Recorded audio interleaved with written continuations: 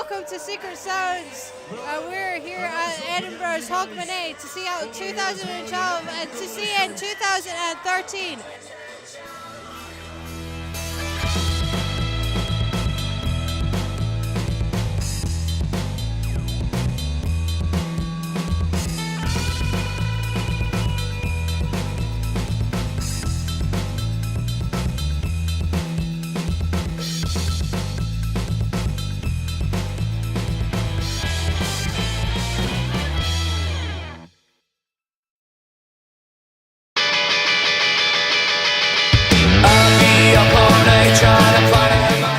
Edinburgh, unlike other cities, actually has a 3-day Hogmanay event. On the first day, in the evening, there's a torchlight procession from Edinburgh's Chambers Street Museum to the top of Carlton Hill, where people walk along the stretch of road with lit torches and then are treated to fireworks at the end. It had been 20 years of Hogmanay, and before all the excitement, I got to ask Jim Kerr how he felt about playing it this year. I'd seen it quite a lot on TV and got really jealous and thought it'd be great. That's a fantastic gig. And so obviously we're excited today. I think any band getting asked to play at Hogmanay in Edinburgh, it's one of the iconic gigs. Yeah. But for us, obviously being a Scottish band, it's probably that bit more, even more exciting. So kids in Glasgow, you know, when you woke up in the morning on New Year's Eve, you couldn't wait to midnight, and it's been a long time since that's happened to me, but that's how I'm feeling today. That's exciting. How would you describe the music scene in Scotland now as of when you started it, and is it more vibrant?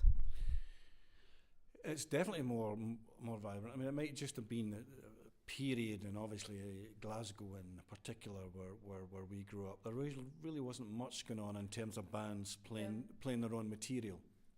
There was bands playing in pubs and stuff, but it was covers and all that. And I think more importantly, back then, any real serious bands had to move to London, so there was a dearth of stuff going on. Yeah.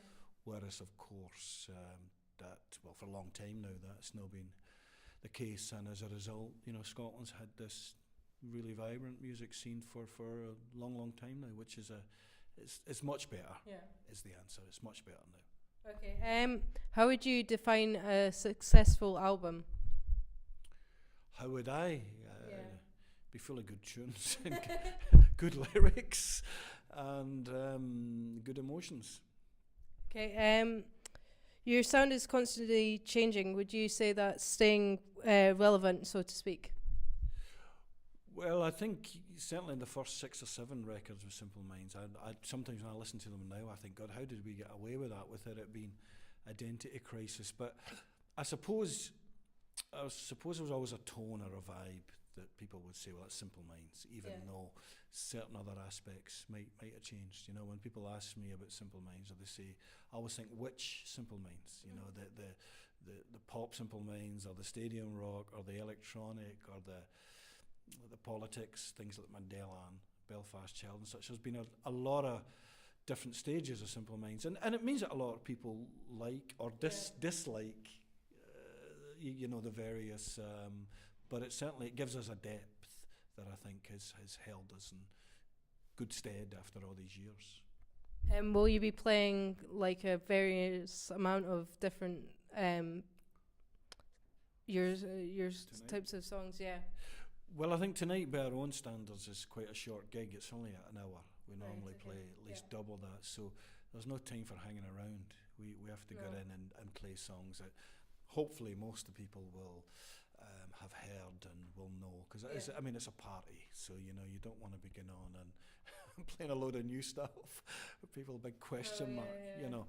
So no, it's the night for the big songs. Okay. Would you be able to say that you create your own music more freely without any scrutiny at all, because you're like different from like U2 and other things? Scrutiny? Well, I think I think you're always under scrutiny. You know, if you put a record out, or you know, you get up on stage in front of an audience, you're always under scrutiny, and you always want to do your best and hopefully impress. But I think the amazing thing is, you know, music is so subjective. If only there was a plan, say do that, that'll definitely work. But it doesn't, because you know, you and I could write a song just now and we think, oh, this is pretty good. They'll love this. And lo and behold, someone might come in and say, that's great, I like that. And then the next person going, that isn't for me. So all you can really do is make the music that you want to make, and then hopefully put it across in a way that other people will get something from it or relate to it. Is there any advice that you would give other bands starting out in Scotland like yourselves? The advice I would give anyone that picks up a guitar or writes a song, I mean, there's so much pleasure. Not everyone is to be a superstar or a rock star or whatever. Some people play in pubs, some people play with their mates. Now you can, if you love it, then that's surely enough, and anything beyond that is a great bonus.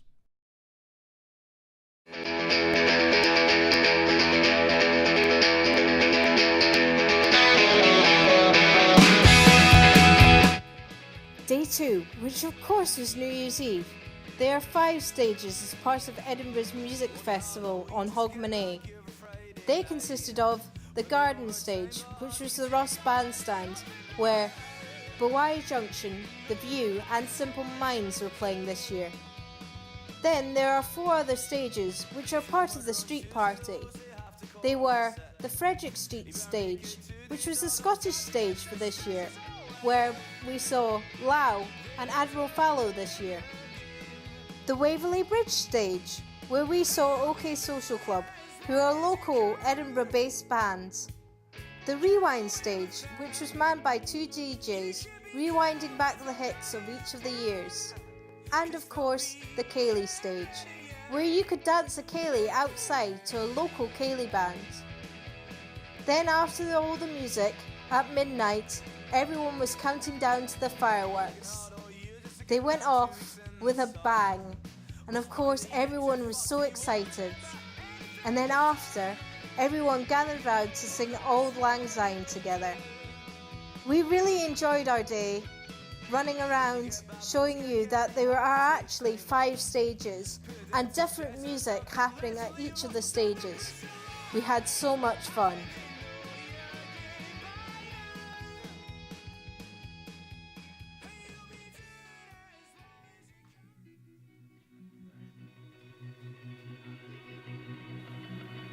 When we eventually found Bwani Junction's trailer, we got called in by the band. We were both really excited on meeting them because they were local and they sounded like a lot of fun. If you could choose out of the 3, sex, drugs or rock and roll, which one would you choose and why? Sex. We're all addicts here. No, yeah, definitely. Yeah. Sex. Oh, Yeah. Sex is gay. No, rock and roll. Rock and roll. Sex is pretty gay. Keep the rest with rock and roll. I don't know. So one of us has to go for rock and roll. So What is rock and roll without the sex and the drugs? Yeah. No, I like sex. Okay, that's fine. How many times can you say sex in one interview? Probably lots. So, where is your most favourite place that you played, or the most interesting place that you've been as a band? We have to say up the rail bridge, really. We played on top of the 4th rail bridge. Music video is actually on the road bridge.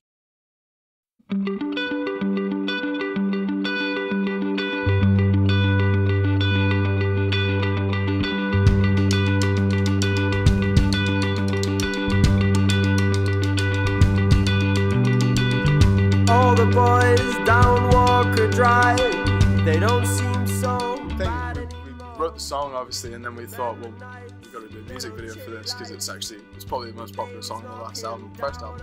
And Gordon, our manager, had this fantastic music video idea, and then we kind of developed it and thought of ways to go about not actually getting on the rail bridge, but making it look like we were up there. Well, you're in Dance from Queensbridge, so it's all about yeah, it's all about the kind of the town and stuff. We got denied, so yeah, we had to deny from playing actually on the rail bridge. So built all these props that looked like bits of the actual rail bridge, and it took weeks of preparation. These sort of huge, sort of semi-cylindrical supply boards. So, yeah, and then from that we managed to convince Edinburgh Rail to let us up on top of the rail bridge. That is awesome. Network Rail had an internal meeting to decide to work out who'd let us onto the bridge on some Sunday afternoon. Assuming that they painted it blue and then painted it red again. They actually believed that it was on the bridge. That's Like I said, it was that convincing. Excellent. And it would never have happened if they'd let them on in the first place, which they subsequently did 9 months later. Stagger home, slowly up alone. Time for another little heart to heart to heart. Come on, give it, please don't be down. 'Cause love is waiting for you out of this town. The time's the test. It's safe to say that we've all failed and there's nothing left. Gone is the wind behind our sails and all that remains. Here is the rotten flames of these two bridges.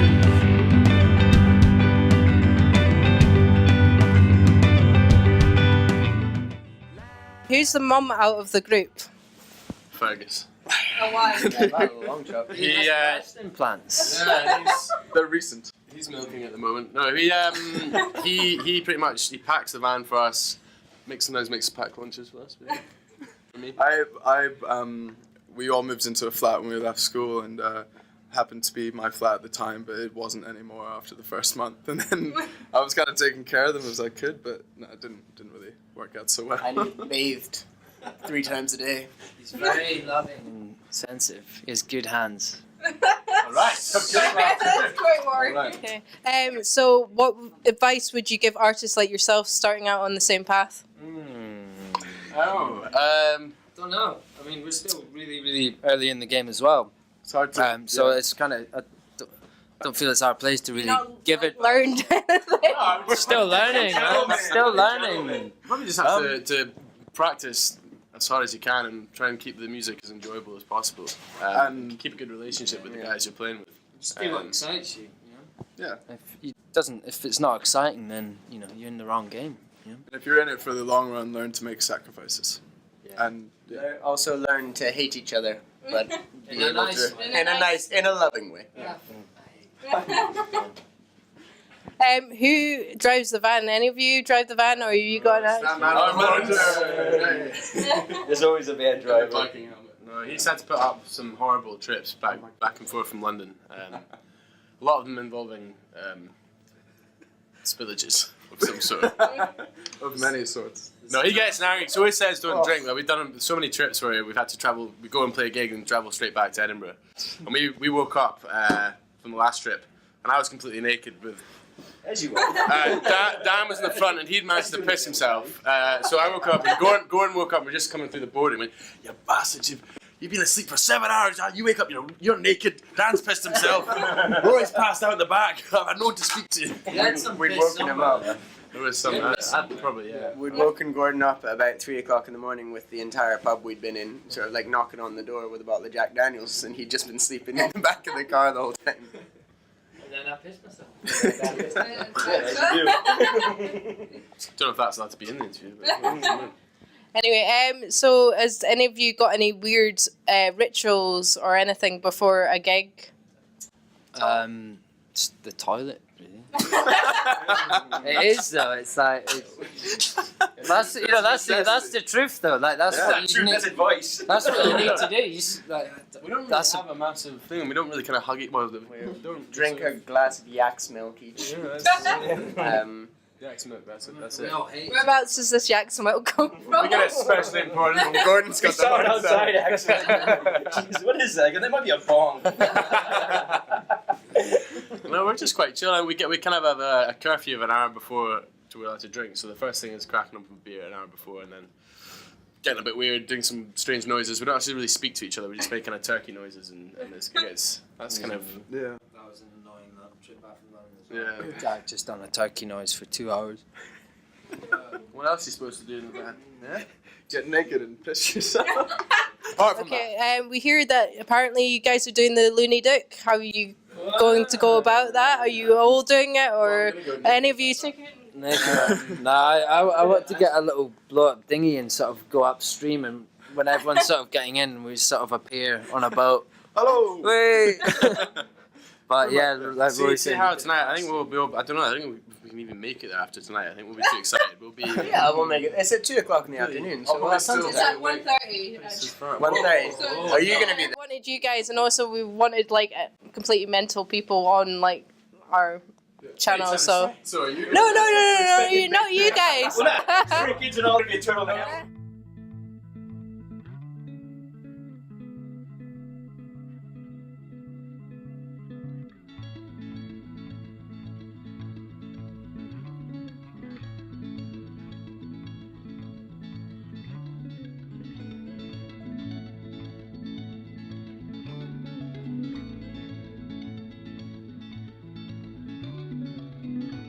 Day 3, New Year's Day. We think a lot of people were hungover, and they probably were, but there was still lots going on, like the Looney Duck, where people would buy tickets to jump in absolutely freezing waters with next to nothing on, with their families and friends cheering them on. This year, a new event was created, which was called the Lucky Dice, since this year was the year 2013, and the slogan was Be Lucky.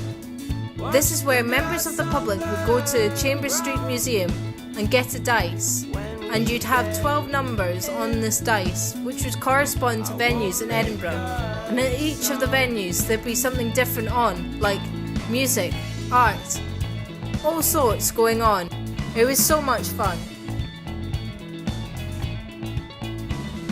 We really enjoyed our 3 days at Edinburgh's Hogmanay 2012 to 2013. By a window,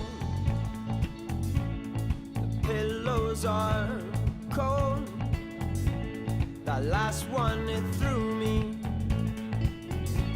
You'll say I was told. From the stables took solace, took refuge in you. To be alone, stone to stone. And now, departing sweet swallow, parting such sorrow. Now, departing sweet swallow, daylight now bleeding through the gap showing day.